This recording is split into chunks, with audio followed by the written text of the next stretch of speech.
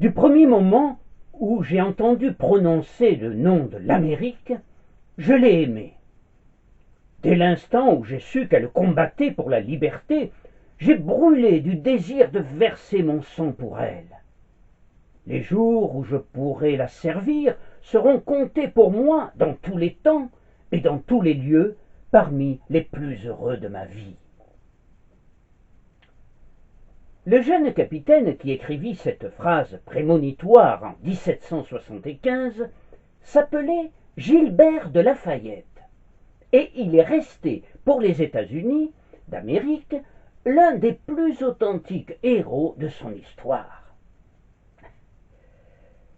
Pourtant, dans son propre pays, la France, l'histoire a quelque peu escamoté son rôle éminent d'une façon à peine compréhensible, et les livres d'histoire de nos enfants mentionnent à peine son nom. Bonjour. Pourquoi donc Lafayette est-il souvent incompris, largement sous-estimé et perpétuellement critiqué en France? C'est la question que je me suis posée lorsque j'ai commencé à étudier sa vie et que j'ai pris conscience de l'importance magistrale de son action aux États-Unis, mais aussi en France. Dès lors, j'ai décidé de lui rendre justice et je me suis amusé à paraphraser les Américains venus au secours de notre pays en 1917 au cri de « Lafayette, nous voilà !» D'où le nom du récit qui va suivre, « Lafayette, me voilà !» En fait, depuis quelques années, et on ne peut que s'en réjouir, un certain nombre d'historiens se sont efforcés de rendre à Lafayette la place qui lui est due, l'un des derniers en date étant Gonzague Saint-Brice à partir de 2006. Par ailleurs, la traversée de l'Atlantique par l'Hermione sur les traces de Lafayette en 2015 marqua tous les esprits. La reconstruction de la célèbre frégate qu'il emprunta pour gagner l'Amérique, lancée en juillet 1997 et qui aboutira à ce voyage, ouvrit un immense chantier au service de l'économie et de la culture. Ce fut aussi pour la France l'occasion de rendre enfin un bel hommage à ce grand aventurier de la liberté, le héros des deux mondes, qui reste un personnage hors du commun, très en avance sur son temps. Marie, Joseph, Paul, Yves, Roch, Gilbert, Mauthier de Lafayette, baron de Saint-Romain, de Vissac et autres lieux, est né au château de Chavagnac, dans les montagnes d'Auvergne, le 6 septembre 1757, dans l'une des plus anciennes et des plus illustres familles de France, alliées aux Bourbon-Bussé et aux La Trémoille, dont il devient, à la mort de son père, 2 ans seulement après sa naissance, le chef de nom et d'armes. La famille est illustre, mais relativement pauvre, dans une région elle-même pauvre et rude, que l'on désigne parfois sous le nom de pays des vaches rouges, parce que ces vaches portent une belle couleur d'acajou. L'enfant ne se distingue guère des enfants des familles paysannes avec lesquelles il partage les jeux, et porte comme eux des pantalons rapiécés que sa grand-mère, Madame de Chavagnac, ravaude elle-même. Un érudit, le bon abbé Fayon, lui apprend l'histoire, la géographie, le calcul, la poésie et le latin. Mais l'essentiel de ces années d'enfance ne se passe pas dans la salle d'études, mais dans les champs et les bois, où, à la tête d'une bande de garnements, il se dépense physiquement et forme son corps. Il s'adapte aisément à des conditions de vie extrêmement dures. Dormir sur un lit de mousse, tenir plusieurs jours avec un minimum de provisions, affronter les grands froids, traverser des torrents glacés, maîtriser un cheval emballé.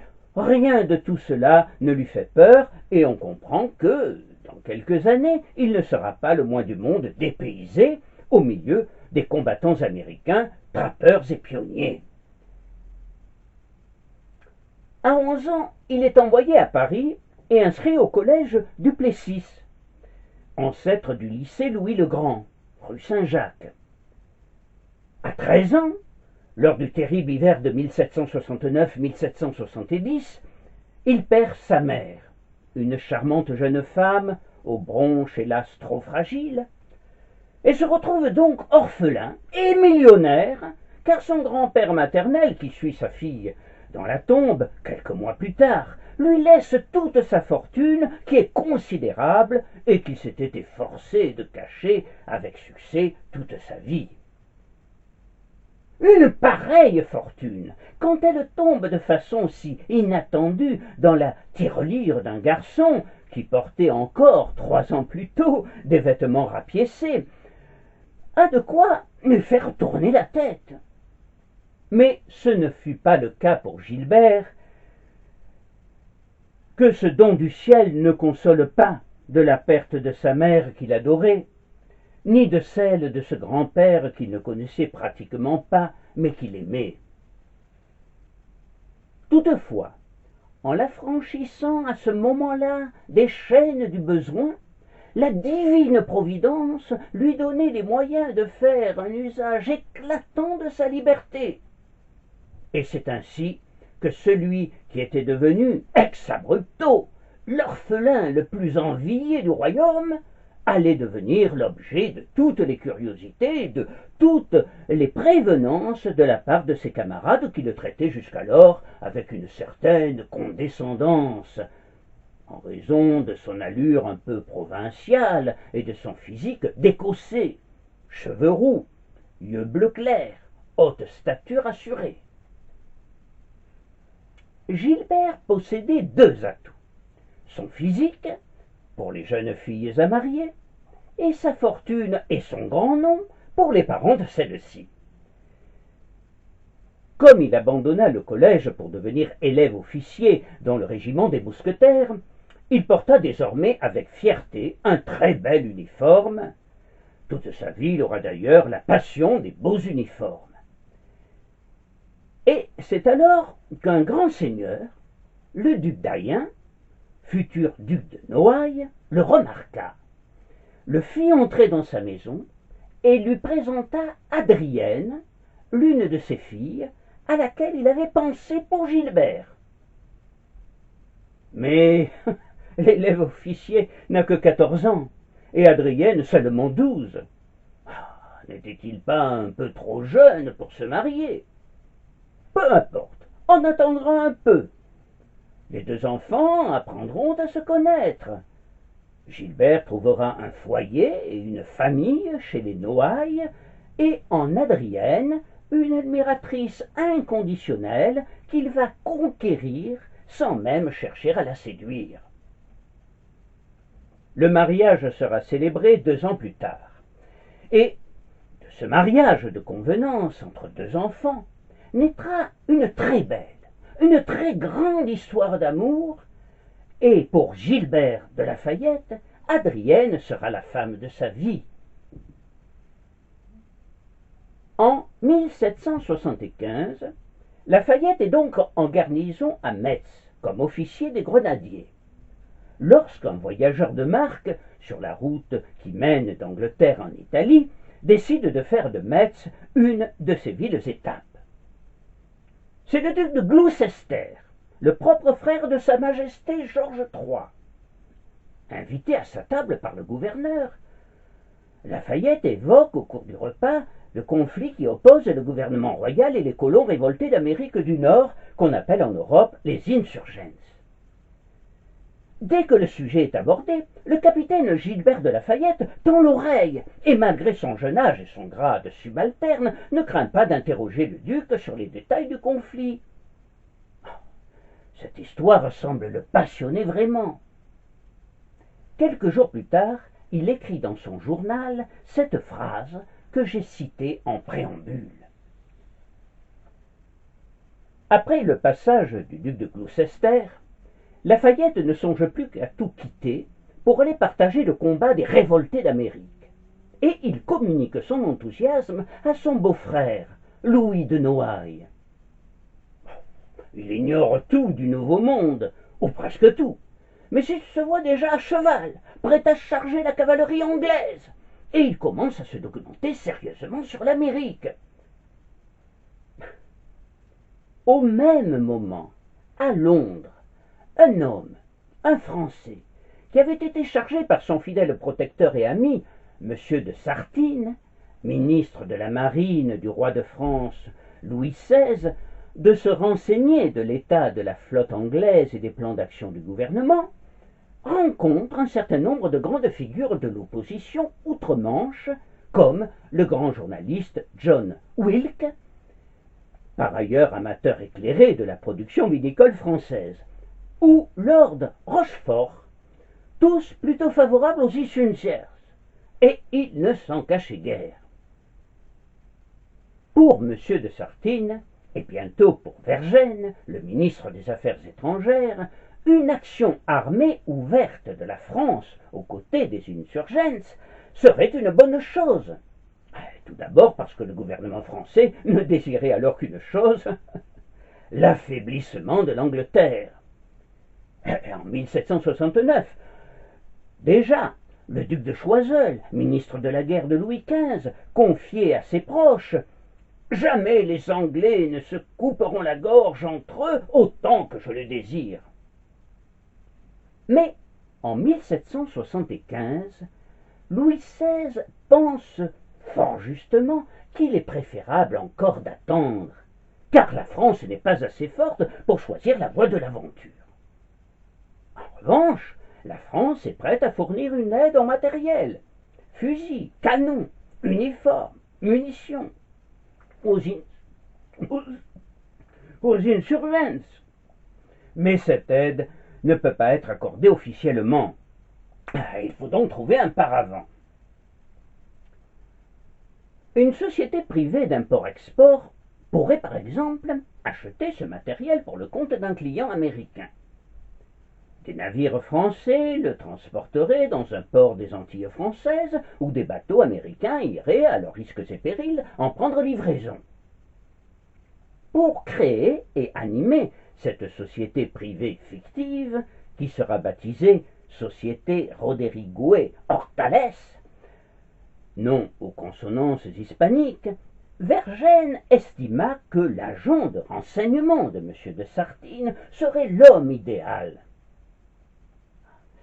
Ce choix pouvait paraître curieux, car l'homme en question n'était autre que l'auteur du fameux Barbier de Séville, le célèbre dramaturge Beaumarchais. Mais ce qu'il faut savoir, c'est que cet homme singulier, le père de Figaro, autrefois horloger et professeur de harpe et de viol de mesdames, les filles de Louis XV, était également homme d'affaires, promoteur, diplomate, financier et agent secret. Très vite, le système qu'il mit au point, avec Silas Deane, le délégué clandestin du Congrès, instance suprême des insurgents, tourna si bien que pendant presque 2 ans, 80% des fournitures de l'armée insurgée proviendront de la filière clandestine de M. de Beaumarchais. Bien décidé de s'engager pour la cause des révoltés d'Amérique, Lafayette, suivi par Louis de Noailles, Ségur, son oncle par alliance, le vicomte de Mauroy et un officier prussien au service de la France, le baron de Kalb, va entrer en relation avec Deane et offrir ses services à la cause américaine par amour pour la liberté. Il proposera même de prendre entièrement à sa charge les frais de transport et l'équipement de tout son petit groupe et d'armer lui-même le navire destiné à cette opération grâce à sa fortune personnelle. Le Congrès américain, en la personne de Deane et bientôt de Benjamin Franklin, ne pouvait qu'encourager ces volontaires, fine fleur de l'aristocratie française, dans leurs projets, et il distribua aussitôt des documents leur reconnaissant des grades élevés. Ainsi, Lafayette et Kalb seront nommés généraux d'entrée de jeu, tandis que les autres se voient promus à des grades d'officiers. En attendant, celui qui rêve de l'Amérique est toujours simple capitaine à Metz. En décembre 1775, il obtient un congé pour se rendre à Paris, où Adrienne se préparait à accoucher. Elle le rendra père d'une ravissante petite fille, Henriette. Il recevra aussi la lumière, pour employer la formule maçonnique, à la respectable loge La Condeur, et sera alors ébloui par le climat de liberté, de fraternité et de tolérance qui caractérise les loges parisiennes. Le voici donc, psychologiquement et physiquement, entièrement prêt à se lancer dans l'aventure, et rien ne pourra plus arrêter désormais ce jeune fou, comme l'appellent certains de ses amis, inquiets de le voir s'embarquer dans une si étrange équipée, et incertaine surtout. Après avoir pris la sage précaution de se faire mettre en congé illimité de son régiment, afin de n'être pas poursuivi pour désertion, il ne lui restait plus qu'à organiser son départ. Le plus discrètement possible, pour ne pas attirer l'attention des adversaires de ce projet à la cour de Versailles, ni celle de l'ambassadeur de Sa Majesté, Georges III, Lord Stortmont, qui disposait en France d'un réseau d'espionnage remarquable. Peu après la naissance de sa seconde fille, Anastasie, en mai 1777, Lafayette et ses amis, à bord du bâtiment qui s'appellera tout simplement la Victoire, se lanceront dans la prodigieuse et fantastique aventure de l'indépendance américaine. D'abord, un tantinet méfiant, les Américains vont vite constater que le jeune Français est bien différent de ses autres volontaires français, le mot mercenaire serait plus approprié, qu'ils avaient rencontrés jusque-là.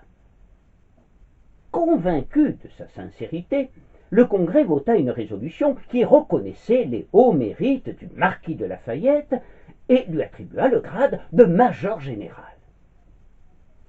3 mois après son arrivée, il rencontre à Philadelphie, la capitale des insurgents, le chef suprême de la Révolution, le commandant en chef de l'armée, George Washington. En dépit de l'anglais encore approximatif de Gilbert et de la différence d'âge, 25 ans, entre les deux hommes, dès les premières paroles échangées, le charme du chef agit sur le français, comme celui du français agit sur le chef. Ces deux êtres ont le sentiment immédiat d'être faits l'un et l'autre pour se comprendre, s'estimer et regarder ensemble vers l'avenir, un avenir où la liberté et la fraternité habiteraient l'humanité. Une des plus grandes histoires d'amitié de la fin du XVIIIe siècle commença alors à être écrite. Nous étions le 1er août 1777. Le mois suivant, Lafayette allait subir le baptême du feu. Malgré la supériorité de l'artillerie anglaise, l'armée des insurgents résista autour de Philadelphie, et Lafayette s'exposa, faisant preuve d'une remarquable audace. Il rassembla, avec une grande énergie et un enthousiasme hors du commun, les hommes qui commençaient à s'enfuir sous le feu britannique, et la retraite inévitable s'effectua en bon ordre et n'alla pas grossir le flot des prisonniers.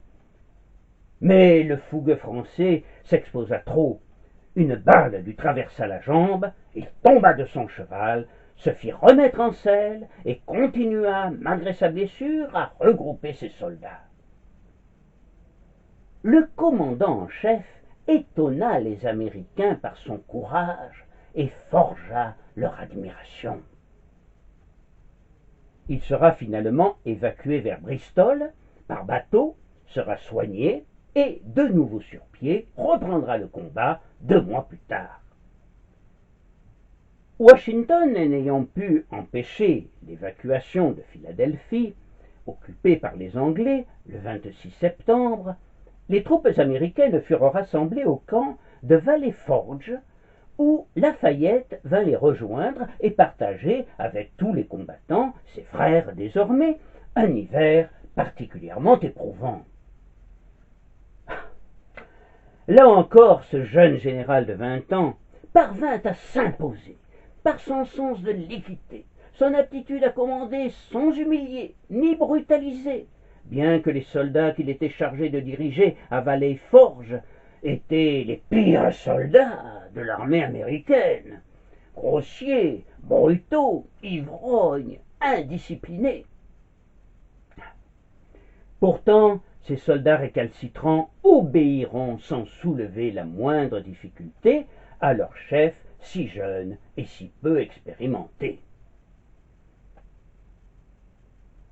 C'est dans ce camp que Lafayette apprendra par courrier la grande nouvelle.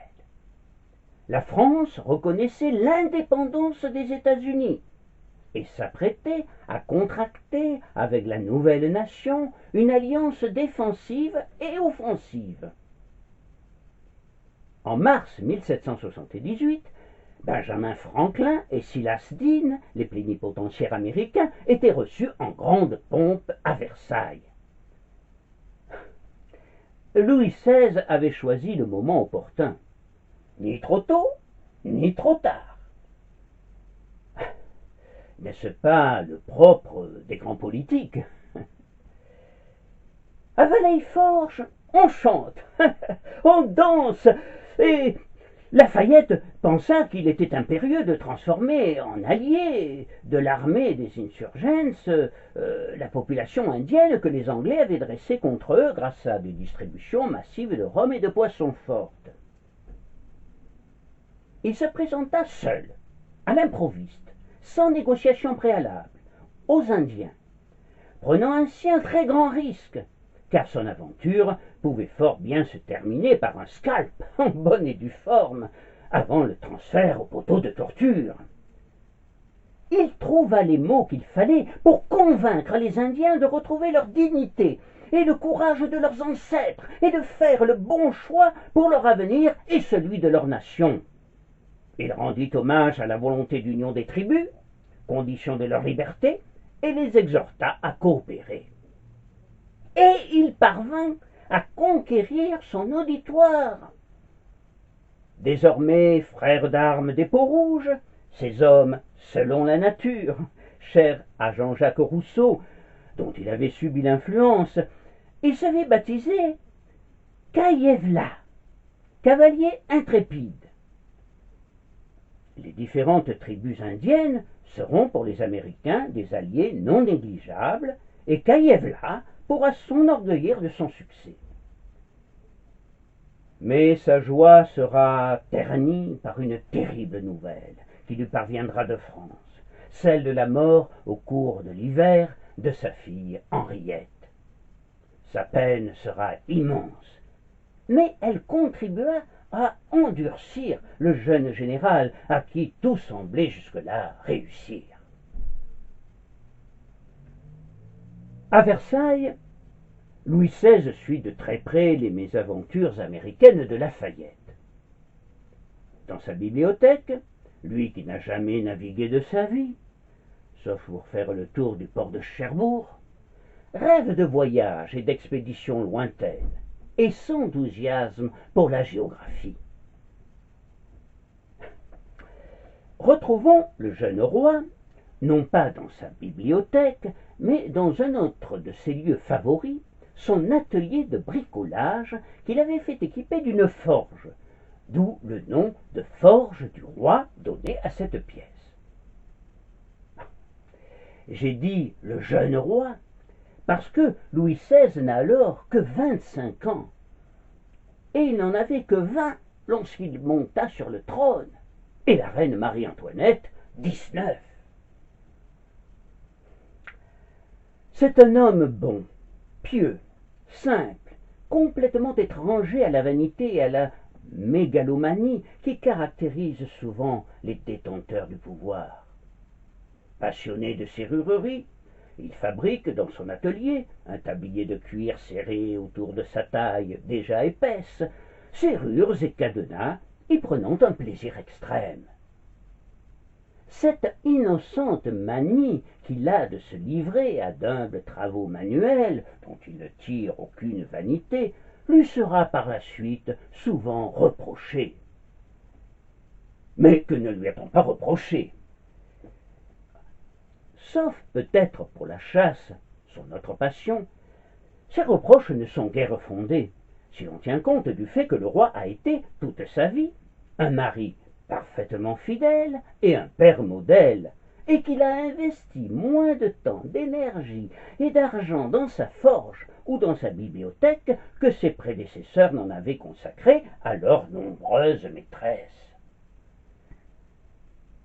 Ce qui est certain, c'est qu'il aime sincèrement ses sujets et voudrait travailler à leur bonheur. Ce qui est certain aussi, c'est qu'il souhaite que le pavillon français flotte sur toutes les mers du monde et rivalise avantageusement avec l'Angleterre. Et nous verrons que le bilan de son action dans ce domaine est positif. Quant à Marie-Antoinette, c'est vrai qu'elle aime la fête, le luxe et les divertissements, comme il aime la serrurerie ou la géographie. C'est vrai aussi qu'elle jette parfois l'argent par les fenêtres. Mais elle est si jeune. Et il faut bien que jeunesse se passe. Ce jour-là, nous sommes le 8 novembre 1778, son valet de chambre, Jean-Baptiste Cléry, dérange le roi dans son atelier pour lui apporter une lettre très importante de M. Henri Laurens, président du Congrès, une lettre qui vante les mérites du marquis de Lafayette et annonce au roi son retour en France pour quelques mois. En fait, le Congrès pense qu'il pourrait se faire l'interprète des Américains auprès du roi de France afin d'obtenir une aide plus importante encore en hommes et en matériel, maintenant que la France a reconnu l'indépendance des États-Unis. Lafayette avait accepté cette mission qui lui permettrait également de revoir sa famille et ses amis et de prendre enfin un peu de repos. À ce moment-là, il ignore encore combien sa popularité est grande en France et combien la cause de ses amis américains a fait de progrès, grâce à l'action de Benjamin Franklin. Comme il ignore que Voltaire, le grand Voltaire, s'est fait présenter à Adrienne par la duchesse de Choiseul afin de saluer à travers son épouse celui qu'il appelle le héros du Nouveau Monde, en espérant qu'il deviendra le héros des deux mondes, l'ancien et le nouveau, par son combat pour la liberté. Ce n'est que lorsqu'il débarquera en France qu'il prendra conscience de son immense renommée. Partout, en effet, il est accueilli en héros, et Adrienne, comme pour lui apporter un témoignage d'amour supplémentaire, lui donne un fils qui naîtra en décembre 1779 et recevra le prénom de George Washington. Même la reine Marie-Antoinette, qui s'était montrée plutôt dédaigneuse à son égard avant son départ pour l'Amérique, le traite avec bienveillance et l'aide même à obtenir un régiment, celui des dragons du roi, pour lui permettre d'avoir en France un grade plus en rapport avec sa carrière américaine que le grade de capitaine qui était resté le sien. Il passe également de longs moments avec son ami Benjamin Franklin, qui fut toujours pour lui de bons conseils. Benjamin Franklin, quel homme charmant! Quel personnage fascinant que ce fils de fabricant de chandelles, ce presbytérien très pieux qui lisait la Bible plusieurs fois par jour, jouait du violon et devait nourrir 14 enfants. Cet homme, d'une intelligence exceptionnelle, qui inventa le paratonnerre et un mode de battoir pour nager plus vite, qui aida Jefferson au Congrès à rédiger la Déclaration d'indépendance des États-Unis et créa l'almanach du pauvre Richard, sera toujours pour Lafayette le modèle de l'homme parfait et complet.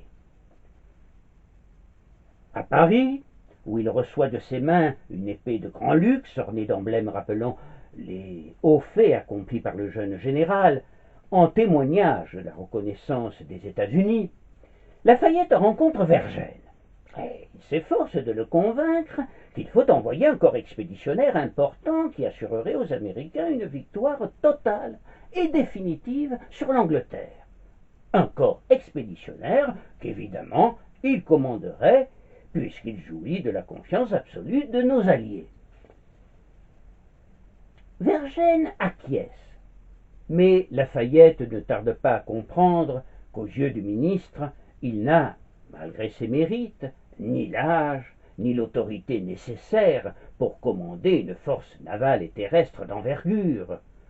Donc, cette force sera constituée, mais elle sera placée sous le commandement du vieux et sage maréchal de Rochambeau, Lafayette devant se contenter de mettre au point la logistique de l'accueil et d'organiser la coopération entre les insurgents et leurs alliés. Rochambeau sera entouré d'un brillant état-major.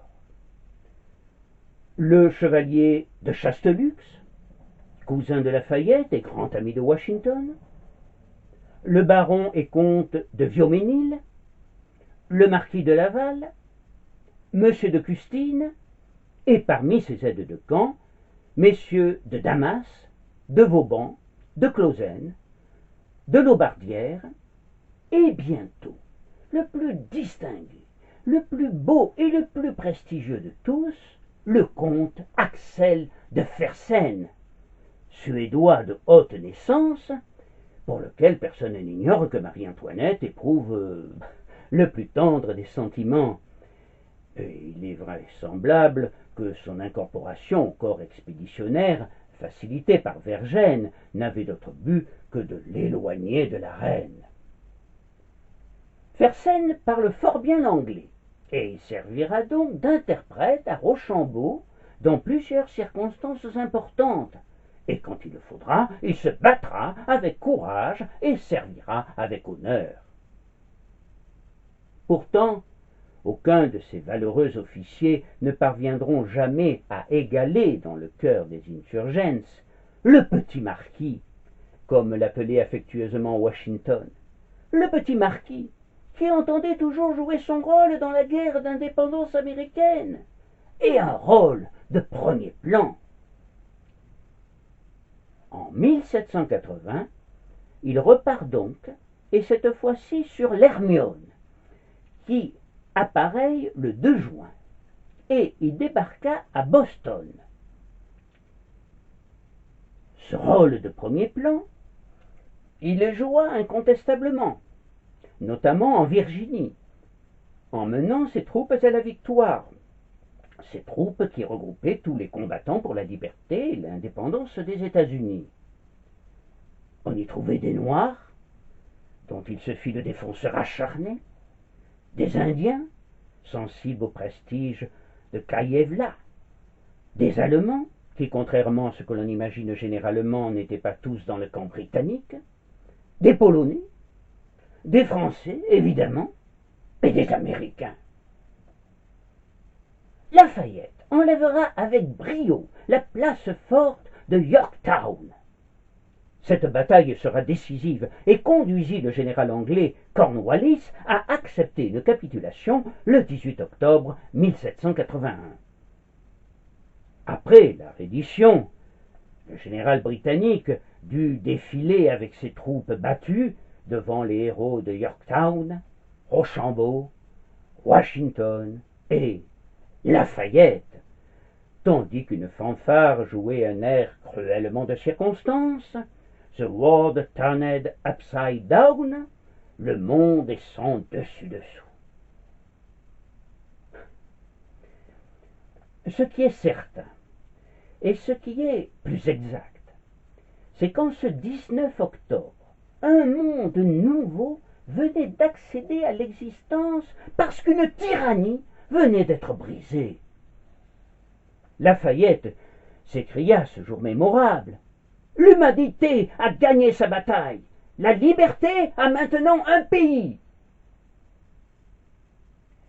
Ce n'est pourtant que 2 ans plus tard que fut signé à Paris le traité consacrant l'avènement des États-Unis.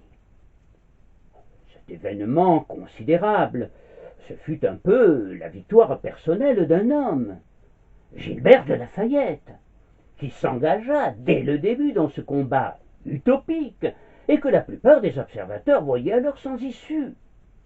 Il s'y engagea physiquement, moralement, financièrement.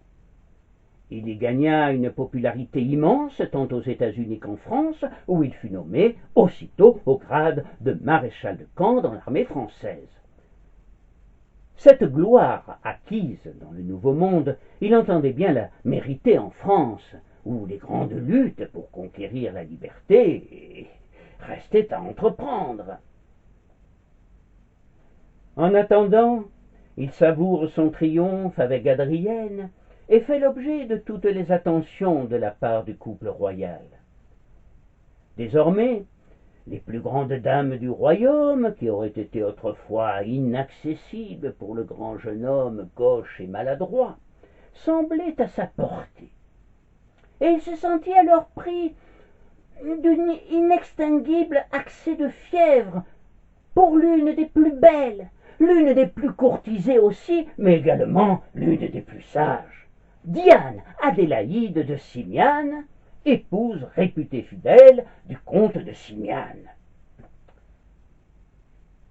Et il eut la satisfaction de parvenir à ses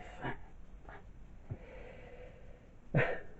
Ce succès amoureux allait contribuer encore à sa gloire, et il faut bien dire qu'après Yorktown, Diane de Simiane, 2 places fortes enlevées coup sur coup, c'était inespéré.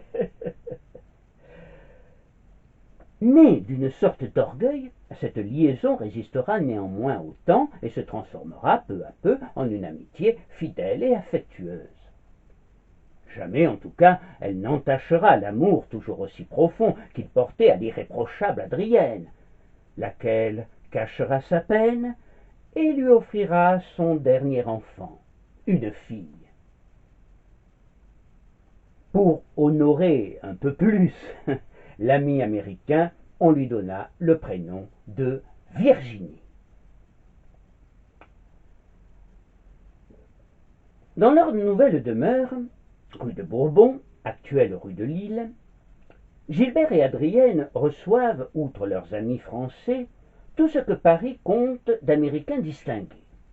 Thomas Paine, personnage brillant, auteur de Common Sense, le sens commun, le livre qui poussa les Américains à se révolter contre les Anglais, Benjamin Franklin, Thomas Jefferson, futur président des États-Unis, et bien d'autres qui feront du salon de la rue Bourbon un des hauts lieux de l'esprit libéral et cosmopolite de la capitale dans les dernières années qui précédèrent la Révolution. Mais Lafayette ne se contentera pas de recevoir des visiteurs. Il voyagera beaucoup à travers l'Europe, notamment en 1785, et sera reçu dans les cours les plus prestigieuses, aussi bien par Frédéric II, roi de Prusse, que par l'empereur d'Autriche, Joseph II, frère de Marie-Antoinette, ou la tsarine Catherine II. Partout, le héros des 2 mondes est accueilli avec faste. Et il ne manque pas d'exposer ses idées, marquées par l'esprit républicain, au risque de choquer. Il est très en avance sur son temps, prône l'égalité entre tous les hommes, quelle que soit leur croyance religieuse, leur culture ou la couleur de leur peau. Tout naturellement, il adhère à une association appelée les Amis des Noirs, fondée par Mirabeau et le pasteur Rabot-Saint-Étienne, et dont les membres se réunissent clandestinement à l'hôtel de Luçon, rue Croix des Petits Champs. Cette association lutte dans l'ombre pour l'égalité des droits et des chances entre les races et réclame l'abolition de l'esclavage aux États-Unis, laquelle ne sera proclamée qu'en 1865 sous la présidence d'Abraham Lincoln, près de 80 ans plus tard. Si les rapports de Lafayette avec Louis XVI sont excellents, comme le prouve son voyage avec lui à Cherbourg en 1786, Lafayette sent toutefois que la France est en crise, qu'il y a quelque chose qui craque, et le roi semble partager son sentiment. Il pressent que des mutations considérables sont en cours, et il se confie par lettre à son ami Washington. Il ne lui cache pas que dans ce processus, il entend jouer un rôle, et même un rôle essentiel. Un nouveau Lafayette, homme politique, se révèle, et il fera ses premières armes lors de l'Assemblée des notables réunie en février 1787. Le déficit de l'État, augmenté considérablement, il faut bien le reconnaître, par la guerre d'Amérique, l'absence d'une politique courageuse en matière d'économie et de fiscalité rend la situation des classes populaires de plus en plus difficile. C'est en raison de la gravité de la situation que le ministre Calonne suggère au roi de convoquer une assemblée des notables représentant les différents ordres pour essayer de voir avec elle comment sauver les finances du royaume.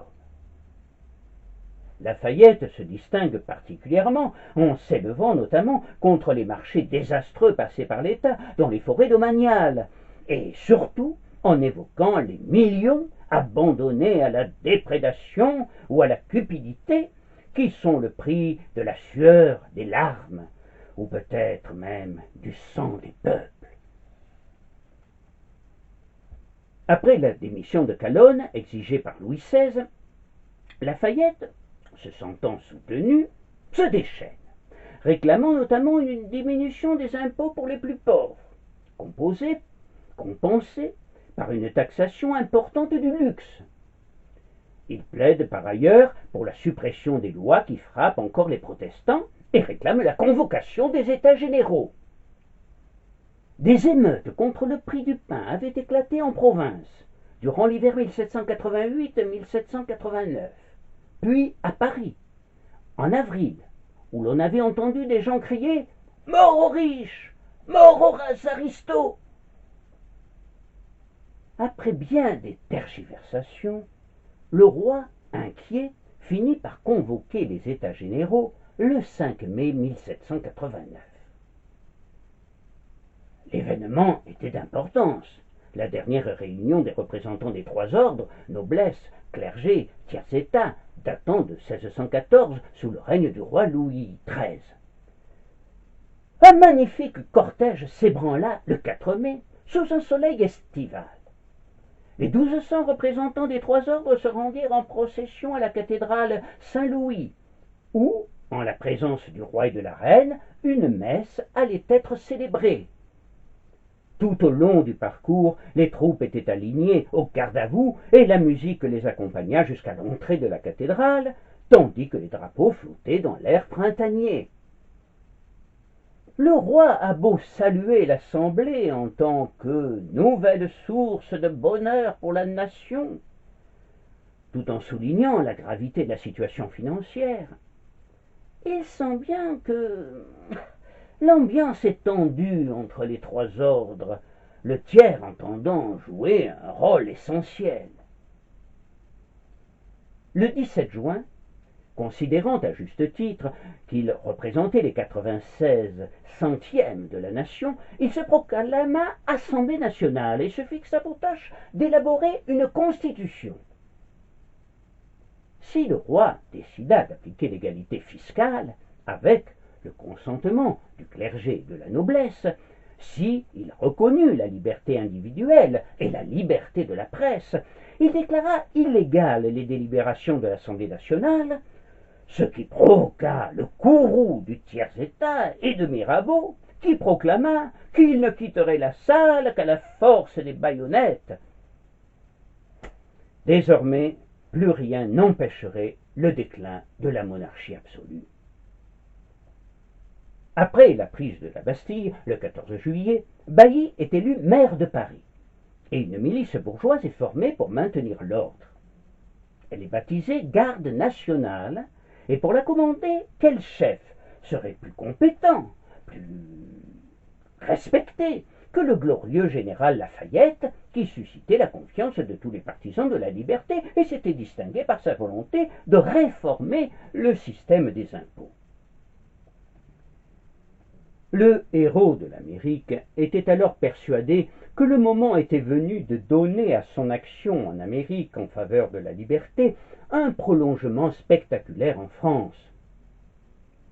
Il souhaitait pour cela faire partie de l'Assemblée des États généraux, mais il préféra se proposer au suffrage de la noblesse d'Auvergne, alors que le tiers-État avait toute sa sympathie. Son ami Jefferson lui reprochera gentiment de ne pas s'être fait élire parmi les représentants du tiers, comme Mirabeau, qui était un aristocrate comme lui. Siégeant avec la noblesse, ne risquait-il pas de perdre sur les deux tableaux? En fait, Lafayette n'entendait pas renier sa classe sociale, mais il est persuadé alors qu'il peut être le moteur du changement au sein de la noblesse. Dès qu'il était élu député d'Auvergne, il dépose sur le bureau de l'Assemblée un projet de déclaration des droits européens de l'homme et du citoyen, ressemblant au modèle américain, et qui porte la marque de Jefferson. Cette déclaration sera adoptée le 26 août. Mais, durant l'été, il doit également organiser son armée, la Garde nationale, et maintenir l'ordre à Paris. Face à une foule de plus en plus excitée et qui veut en découdre avec ceux qu'elle tient pour responsables de la hausse des prix, il fait preuve de courage, de sang-froid et d'une grande humanité, sans parvenir à éviter certains excès comme la pendaison face à l'hôtel de ville du conseiller d'État Foulon. Il démissionne alors de son poste avec éclat pour se mettre à la disposition du roi et de la reine. C'est alors qu'un certain nombre de révolutionnaires manipulés dans l'ombre par le propre cousin du roi, Philippe d'Orléans, dont l'histoire retiendra le surnom qu'il recevra en ces temps troublés de la fin de l'Ancien Régime, Philippe Égalité, estiment que pour être mieux contrôlé, le roi devait quitter au plus tôt Versailles et s'installer à Paris. Mais comment convaincre le roi à quitter Versailles? Un homme qui ne manquait pas de cynisme et de talent, comme il le prouvera en écrivant l'un des romans phares de notre littérature, Les Liaisons dangereuses, le commandant d'artillerie Choderlos de Laclos, homme de confiance de Philippe Égalité, trouvera un subterfuge subtil pour conduire le roi à Paris. Ce sera la fameuse marche des femmes de Paris sur Versailles, qui restera dans l'histoire de France l'un des chefs-d'œuvre méconnus de cet esprit aussi pervers que génial.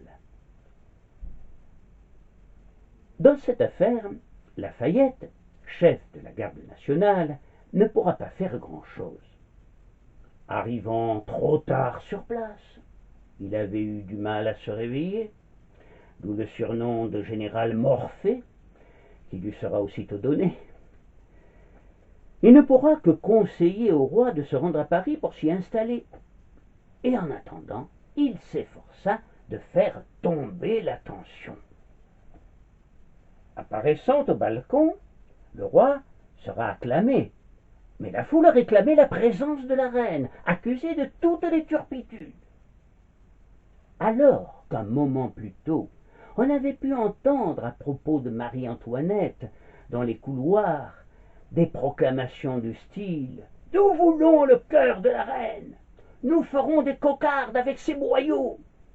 Au moment même où des fusils se pointaient sur le balcon, où l'on exigeait qu'elle se montre pour être vue d'en bas, on peut imaginer l'angoisse du couple royal. Pourtant, Lafayette la supplie de le suivre. Elle hésite pour finir par s'en remettre à lui. Le général ne va pas haranguer la foule comme Marie-Antoinette le supposait. Les hurlements de celle-ci étaient tels que sa voix ne parviendrait pas à les couvrir, et les mots, en ces circonstances tragiques, étaient bien inutiles. Pour désarmer la haine, il prit la main de la reine et avec une lenteur calculée, s'inclinant avec beaucoup de grâce, comme sur la scène d'un théâtre, il déposa sur ses doigts un baiser infiniment respectueux. Cette manifestation d'élégance, inattendue en ce moment de surexcitation, laissa la foule médusée. Le silence se fit. L'image de la jeune et innocente reine des premières années du règne se substitua quelques instants à celle de l'Autrichienne honnie. Car celui qui lui témoignait une telle déférence n'était-il pas un authentique ami du peuple, un combattant de la liberté reconnu par tous? Ce jour-là, il est probable que Lafayette sauva la vie de la reine. Le roi et sa famille prirent donc la route de la capitale, escortés par la foule, d'où surgissaient çà et là des têtes placées au bout de piques, et arrivèrent au palais des Tuileries, où ils s'installèrent dans un appartement aménagé à la hâte. Le roi, qui en dépit des événements n'avait rien perdu de son calme et de son appétit, une fois seul, ordonna qu'on lui serve à souper. La fête de la Fédération, le 14 juillet 1790, marqua l'apogée de la popularité de Lafayette. Le calme est revenu à Paris. C'est le temps de la réconciliation, de la fraternité et des vœux pieux. La nation semble avoir retrouvé son unité. Talleyrand célèbre la messe sur l'autel de la patrie, en tâchant de ne pas se tromper, car le moins que l'on puisse dire est qu'il manque d'expérience en la matière. Lafayette crut alors, un peu naïvement, avoir endigué la Révolution. En tout cas, il est vraisemblable qu'à ce moment-là, adulé par tous, il aurait pu s'emparer du pouvoir. Il n'avait alors que très peu d'adversaires, à part peut-être Mirabeau, que l'on a accusé, sans aucune preuve d'ailleurs, d'avoir envisagé de le faire assassiner en décembre 1789, lors du complot dit du marquis de Favras. Ah oui, sans doute, Lafayette aurait pu s'emparer du pouvoir. Mais comme le remarque fort justement le duc de Castries, auteur d'une biographie de Lafayette, c'était un homme d'action dans toute la force du mot, un homme d'action qui plaçait la popularité au-dessus du pouvoir. Il le reconnaissait d'ailleurs volontiers, assurant qu'il préférait le sourire de la multitude. Malheureusement pour lui, cette popularité immense va peu à peu fondre comme neige au soleil, dès lors qu'il va tenter maladroitement d'arrêter la marche en avant de la Révolution, tout en continuant à défendre les grandes idées de liberté et de démocratie. Il en résultera qu'il sera de plus en plus considéré avec méfiance, tant par le peuple que par la noblesse et l'entourage du roi.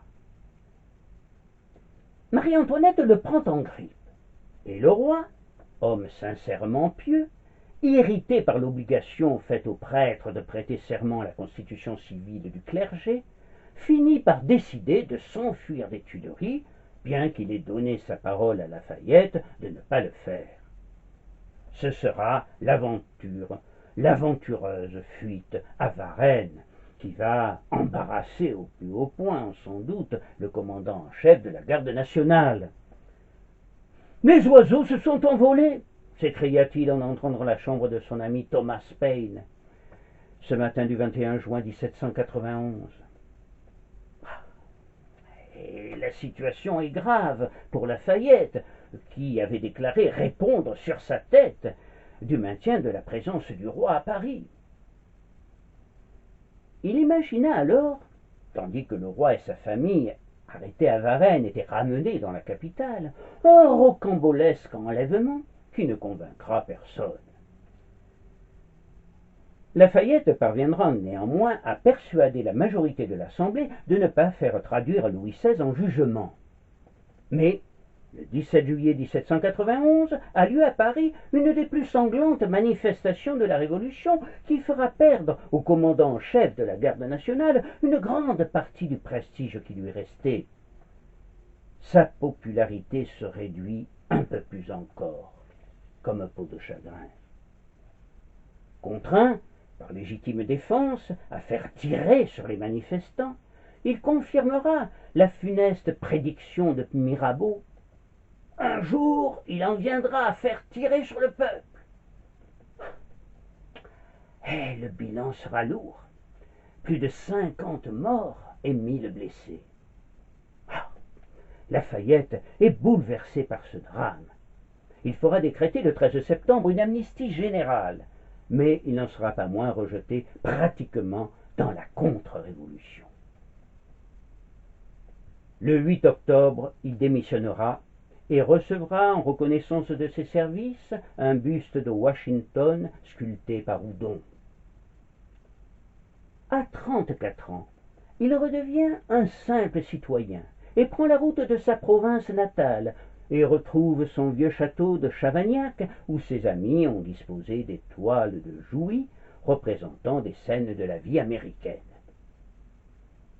Certains d'entre eux, et notamment son vieil ami Thomas Paine, regrette qu'il ait laissé passer sa chance en juillet 1790.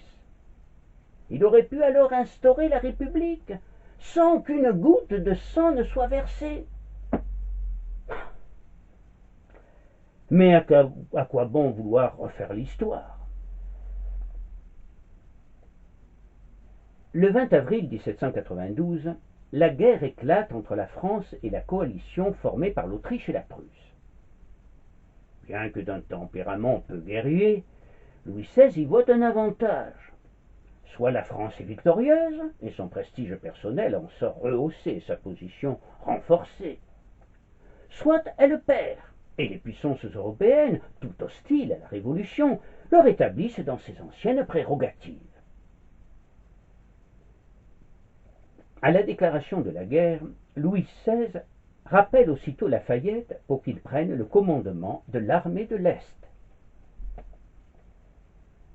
Après le 20 juin 1792, Lafayette tentera un dernier effort en faveur de la monarchie. Sentant le roi de plus en plus en danger, il menacera même de marcher sur Paris à la tête de ses troupes. On l'accusera alors de vouloir établir tous les pouvoirs du roi, voire même d'exercer lui-même une dictature. Robespierre, le nouvel homme fort de la Révolution, déclare à l'Assemblée: « Tant que Lafayette sera à la tête de notre armée, la liberté sera en danger. » Oubliant sans doute que le véritable danger n'était pas le vainqueur de Yorktown, qui, on l'a vu, n'a jamais vraiment songé au pouvoir pour lui-même, mais les 175 000 soldats ennemis rassemblés sur le Rhin sous les ordres du duc de Brunswick. En août, son arrestation est décidée. Il faut choisir entre une mort ignominieuse, s'il se rend, et la désertion. Son choix se porte sur la seconde solution. Mais désertion ne signifie pas pour lui rejoindre les émigrés qu'il déteste, ni se soumettre à l'ennemi étranger. Il espère pouvoir obtenir, comme un civil, en vertu du droit des gens, le libre passage vers un pays neutre. Mais c'était mal connaître l'empereur d'Autriche, François II, qui le fait arrêter. Et du fond de son cachot, à Olmütz, il apprend le succès de Dumouriez et de ses volontaires. Il restera prisonnier à Olmütz jusqu'au traité de Campo Formio en 1797. Adrienne, avec un grand courage, viendra partager la captivité de son époux. Lorsqu'elle fut mise en sa présence, elle fut bouleversée, car il était réduit à l'état de squelette. Et au premier abord, il sembla ne pas la reconnaître, ni elle, ni ses deux filles, Anastasie et Virginie. Elle se rendra compte toutefois qu'une seule chose n'avait pas changé en lui, la fermeté de ses convictions libérales. Les trois femmes seront enfermées à Olmütz dans une cellule prévue pour une personne, placée près des latrines des gardes, un endroit empuanti, jour et nuit, sombre, malsain, et elles subiront les pires épreuves. Les bourreaux se servaient de ces trois malheureuses pour tourmenter davantage le prisonnier, qui, dans ces pénibles circonstances, s'efforçait de sourire et de plaisanter. Libéré en septembre 1797 sous la pression des États-Unis, l'ex-commandant en chef de la garde nationale ne veut en aucun prix être confondu avec les contre-révolutionnaires, et il arbore ostensiblement une cocarde tricolore à son couvre-chef, même s'il réprouvait le bain de sang dans lequel Robespierre, un redoutable tyran, avait plongé le pays.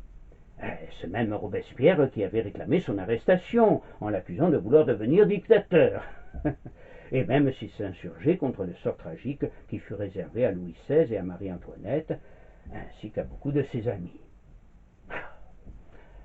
C'est le temps des regrets. Regrets de n'avoir pas été plus écouté. Si ma mère eût pu vaincre ses préventions contre M. de Lafayette, si on lui eût accordé plus de confiance, mes malheureux parents vivraient encore, dira plus tard Madame Royale, duchesse d'Angoulême, la rescapée du Temple, fille de Louis XVI et de Marie-Antoinette.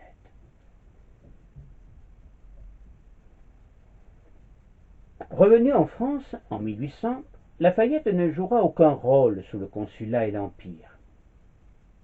L'histoire de ses relations avec Bonaparte, puis Napoléon, jusqu'en 1814, sera celle d'une impossible amitié et d'une incompréhension grandissante.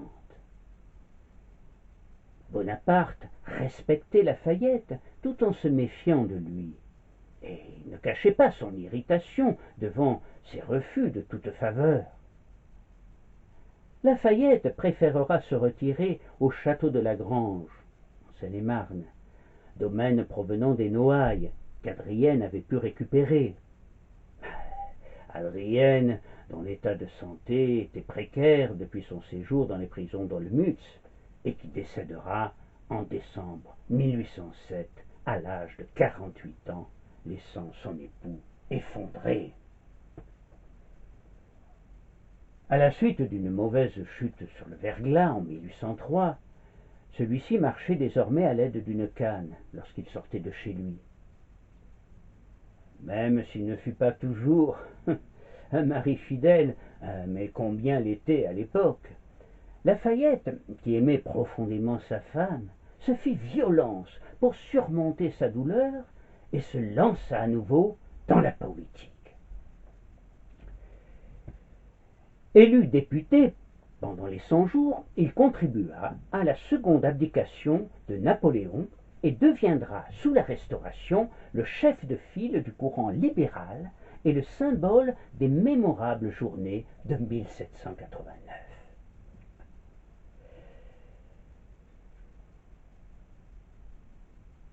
En août 1824, le port de New York, qui est en train de devenir le plus important de la côte Est, connaît une frénésie inaccoutumée. Plus de 30 000 personnes sont rassemblées sur les quais pour accueillir 3 voyageurs exceptionnels. L'ex-général américain Gilbert du Motier de Lafayette, accompagné de son fils George Washington Lafayette et de son secrétaire, le dévoué M. Levasseur. Lorsque les 3 hommes posent pied à terre, un orchestre attaque un air d'origine française. Où peut-on être mieux qu'au sein de sa famille? Pour la 4e fois de sa vie, Lafayette a traversé l'Atlantique. Après une absence de 40 ans, il revient officiellement invité par son ami James Monroe, président des États-Unis, dans le pays où il vécut les heures les plus exaltantes de sa jeunesse. Eh oui, où peut-on être mieux qu'au sein de sa famille? Songe le héros des 2 mondes, très ému par la liesse de la foule et par ce débordement de chaleur et d'affection venant de toutes les classes de la société américaine, classes sociales comme classes d'âge, qui lui font oublier les injures, les calomnies et les souffrances qu'il avait vécues sur le vieux continent.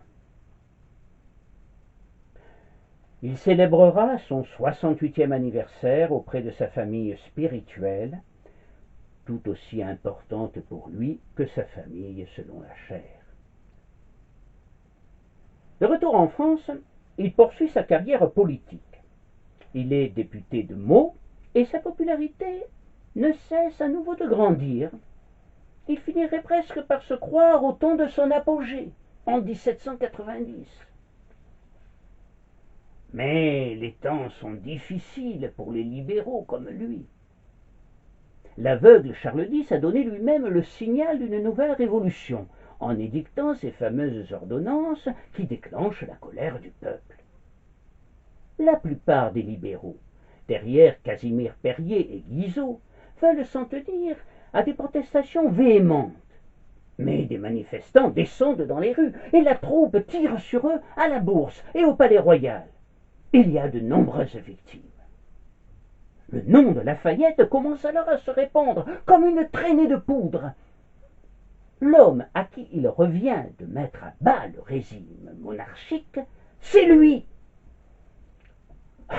Il est alors bien conscient de ce que l'on attend de lui.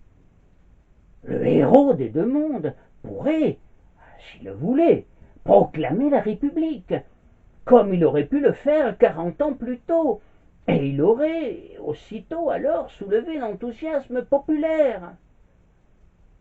Ce rêve de devenir un Washington français n'est pourtant plus ce qui l'anime en juillet 1830.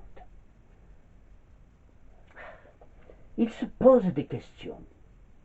La République est-elle le régime qui convient vraiment à la France?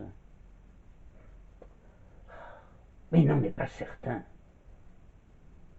Par ailleurs, son attitude prouve une fois de plus, s'il en était besoin, que cet ambitieux, ce rêveur, n'avait pas du tout le pouvoir pour ambition, puisque le pouvoir, il pouvait le prendre une fois encore sans difficulté. Au cours des 3 Glorieuses, il se contente d'organiser sérieusement la défense de ce peuple parisien, dont il dira que le courage, l'intelligence et la vertu ont été admirables. C'est alors que Adolphe Thiers et ses amis, partisans d'une monarchie constitutionnelle qui ne peut être qu'orléaniste, font appel au duc d'Orléans. Tandis qu'à ses partisans et à ses amis venus lui demander s'il souhaite devenir président de la République, Lafayette répond négativement. Le futur Louis-Philippe semble hésiter à monter sur ce trône qu'on semble lui tendre et dont il rêve. Au cours d'une conversation entre les 2 hommes, le héros des 2 mondes précise alors sa vision du futur régime. Ce qu'il faut, dit-il, c'est un trône populaire, entouré d'institutions républicaines, tout à fait républicaines. C'est bien ainsi que je l'entends, lui répond alors le duc d'Orléans. Lafayette, séduit, devint aussitôt l'un de ses plus zélés propagandistes et proclame aux citoyens de Paris, dans des affiches collées un peu partout dans la capitale, le duc d'Orléans fut l'un des plus jeunes patriotes de 89, un des premiers généraux qui firent triompher le drapeau tricolore. Et ce 31 juillet, à 14 heures, à l'hôtel de ville, Lafayette, retrouvant son sens médiatique, qui est l'une des caractéristiques de sa personnalité, entraîna le duc d'Orléans par le bras, en tendant lui-même de l'autre main un drapeau tricolore, et sur le balcon de l'hôtel de ville, devant des milliers de regards, face à une foule haletante, suspendue à chacun de ses gestes, il prit le prince dans ses bras et l'embrassa dans les plis du drapeau tricolore, en s'écriant d'une voix émue « Voilà le roi qu'il nous fallait! Voilà la meilleure des républiques !»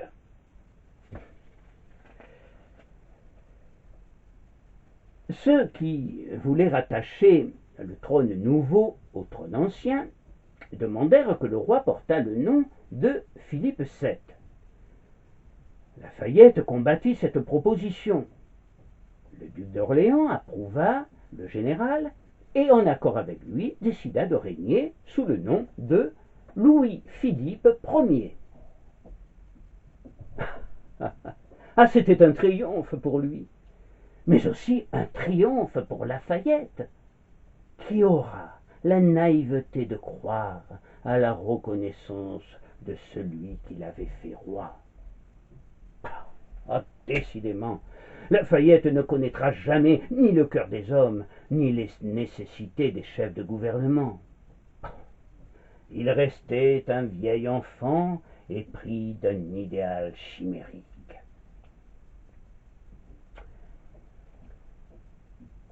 Lafayette est un symbole, un immense symbole, une véritable statue qui tient une place considérable dans le nouveau paysage de la France.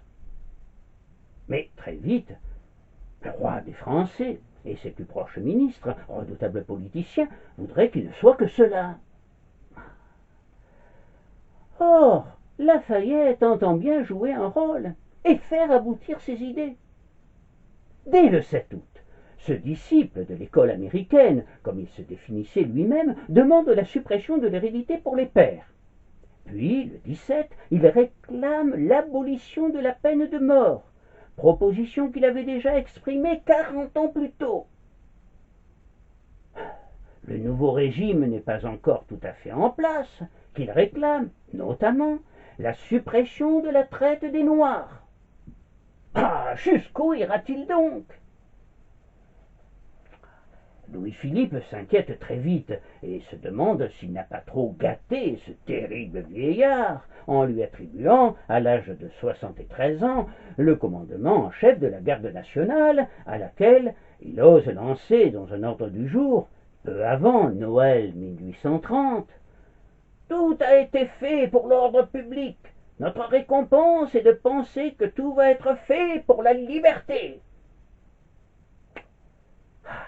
Ah, pour le roi, et il est temps, plutôt qu'il ne l'avait prévu sans doute, de freiner sérieusement la boulimie de celui qui croit pouvoir tout imposer, à cause d'une étreinte avec lui dans les pans du drapeau tricolore. Et s'il le faut, on déboulonnera son encombrante statue. Le 24 décembre, la Chambre approuve un texte organisant la garde nationale. Il dispose qu'il n'y aura de commandement qu'à l'échelon local. Lafayette est donc, de par la loi, dépossédé d'un outil qui lui donnait un pouvoir réel dans le pays. Dès la fin de cette année 1830, moins de 5 mois après la Révolution, Lafayette reprenait son rôle d'opposant qui semblait taillé pour lui sur mesure. Il allait désormais se battre pour toutes les grandes causes, en France et dans le monde, toutes les causes qu'il trouvait justes. Il se bat d'abord pour la défense des droits de la Pologne, pour la liberté de l'Irlande, réclame l'indépendance de la Belgique.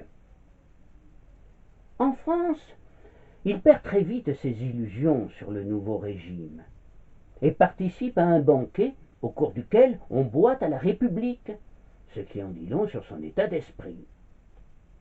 Louis-Philippe apprécie de moins en moins ses prises de position. Mais Lafayette n'entend pas mettre un mouchoir sur ses convictions. C'est au mois de mars 1831 que l'on situe en général ce dialogue célèbre. Mécontent de la politique française, tant à l'intérieur qu'à l'extérieur, Lafayette avait présenté ses observations à Louis-Philippe lors d'une audience, et il avait posé au souverain la question suivante. « Que feriez-vous donc sans l'appui de ma popularité ? Je ne dirais pas ce que je ferais si vous me quittiez. Je vous en prie, sire, dites-le-moi. Mais non. Je vous en prie, sire, que ferait votre majesté si je retournais à la grange ? Général, puisque vous tenez vraiment à le savoir, je vous y laisserai.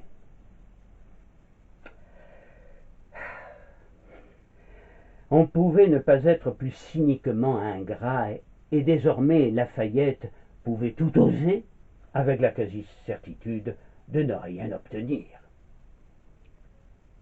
À l'ingratitude du roi, il ne manquait que celle du peuple. Il la connaîtra aussi très bientôt, et cela conclut une vieillesse pathétique, par une vieillesse pathétique, une vie si généreusement remplie. Cependant, jusqu'à la fin de sa vie, il conserva la fougue de sa jeunesse et aussi son attirance pour les jolies femmes. Stendhal l'observe dans un salon ami. Monsieur de Lafayette, dans cet âge tendre de 75 ans, a le même défaut que moi. Il se passionne pour une jeune Portugaise de 18 ans qui arrive dans le salon de monsieur de Tracy, où elle est l'amie de ses petites filles, mesdemoiselles Georges Lafayette de l'Astérie de Maubourg. Il se figure, pour cette jeune Portugaise, et pour toute autre jeune femme, qu'elle le distingue. Il ne songe qu'à elle. Et ce qu'il y a de plaisant, c'est que souvent, il a raison de se le figurer. Sa gloire européenne, l'élégance foncière de ses discours, malgré leur apparente simplicité, ses yeux qui s'animent dès qu'il se trouve à un pied d'une jolie poitrine, tout concourt à lui faire passer gaiement ces dernières années, au grand scandale des femmes de 35 ans qui viennent dans ce salon.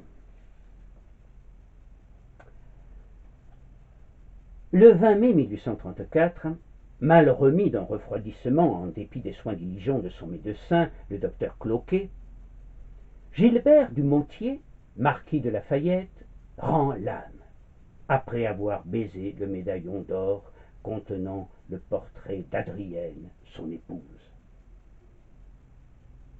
Si ces obstacles nationaux à Paris, de la rue d'Anjou au cimetière de Picpus, où il sera enterré auprès de sa femme, sont grandioses, le deuil en Amérique, sa patrie spirituelle, sera celui du cœur, même au plan officiel. Et le drapeau américain est toujours planté à côté du tombeau du héros, et il est renouvelé chaque année le 4 juillet, date de l'Independence Day, fête nationale des États-Unis. En 1916, les Américains ont acheté le château de Chavagnac, l'ont magnifiquement restauré à grand renfort de dollars, et la bannière étoilée flotte aujourd'hui dans la cour d'honneur auprès du drapeau tricolore. En août 2002, privilège exceptionnel, Lafayette sera nommé citoyen d'honneur des États-Unis. il n'est que la 6e personnalité qui accède à ce statut. En 2007, le 250e anniversaire de sa naissance fut célébré de façon grandiose outre-Atlantique, et l'on a pu mesurer l'ampleur de la vénération dont il fait l'objet aux États-Unis, où pas moins de 25 villes, 11 comtés et un parc national portent son nom.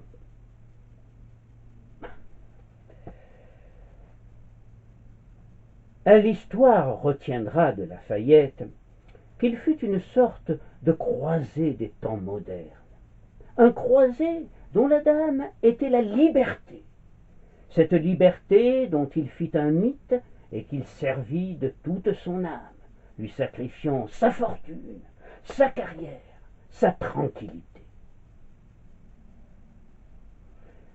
Idéaliste, plus que constructeur, généreux, plus qu'ambitieux, inébranlable dans son attachement aux grands principes de la démocratie, il représente sans doute l'une des figures les plus originales et les plus attachantes de notre histoire. Je vous remercie.